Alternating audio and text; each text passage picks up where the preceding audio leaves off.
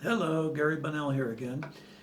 Uh, Getting a lot of questions about off-world beings and what that's going to be like for the collective consciousness of humanity when we know for absolute certain that we are not alone in creation.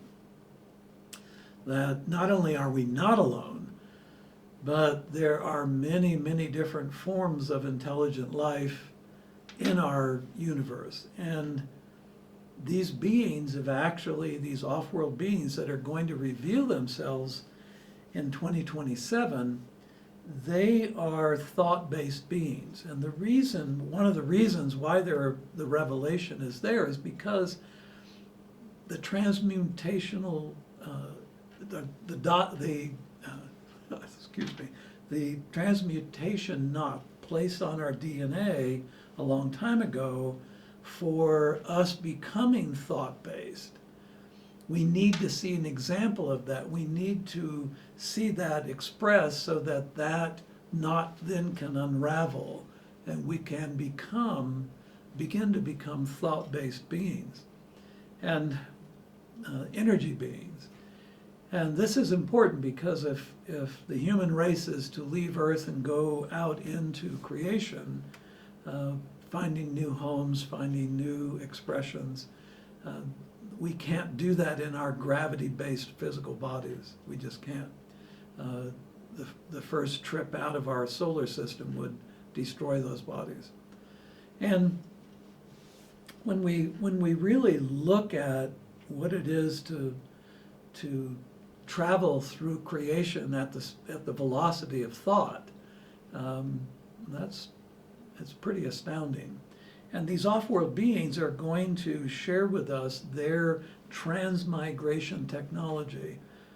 They use this technology a couple of different times in the Earth's history to take life into an adjacent reality, adjacent to the physical reality, so that life, once that physical reality became quiet again, life in those adjacencies could be lowered and then begin to flourish again. So, these off-world beings are here to not to help us. I don't want to say they're here to help us. They're here to demonstrate where we're going. Now, beginning in the 50s and 60s, especially right after we started really developing nuclear weapons, off-world beings would hover over a nuclear site and shut the system down. And they were doing that to give a demonstration that humans really needed to rethink their direction. We're going to have a limited nuclear war on our planet in the not so distant future. It's going to be in the Middle East. It'll also be, unfortunately, North Korea is creating greater and greater capabilities. They've already sold nuclear weapons to Iran. I know. That's why we're going to have a limited nuclear expression in the Middle East. And it's been known for a while. So these off-world beings, they're not here to stop us from destroying ourselves. They're here to demonstrate where we're going as a race.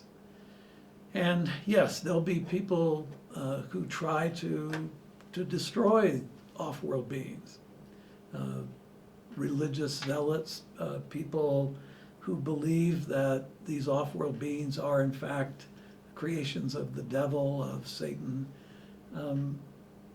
There will be that going on, and they'll quickly find out that these beings cannot be destroyed.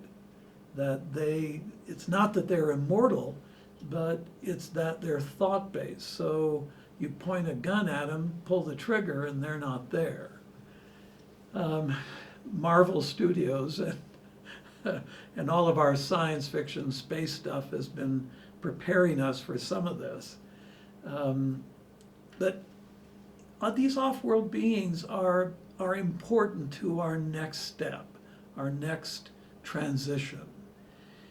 And, the fact that there will be people who want to destroy them, those people are themselves going to be destroyed by their own